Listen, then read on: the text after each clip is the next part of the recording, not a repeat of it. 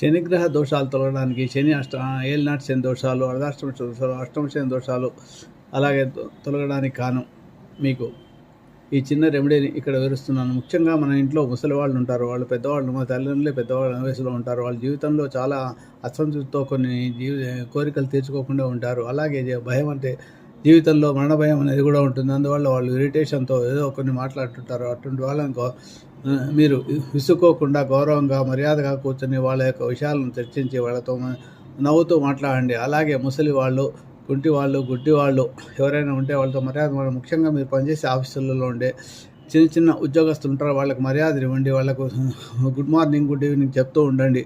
వాళ్ళను పలకరించి వాళ్ళ క్షేమయోగాలను పలకరిస్తూ అప్పుడప్పుడు వాళ్ళకి చిన్న చిన్న సహాయాలు చేస్తూ సీట్లు పంచేటట్టు పళ్ళు ఇవ్వడం కానీ అలా చేయడం వల్ల కూడా మీకు శని దోషాలు తగ్గుతాయి. ముఖ్యంగా ఇంటి ముందు ఉండే మున్సిపాలిటీ వాళ్ళకి సహాయం చేయడం ద్వారా మీకు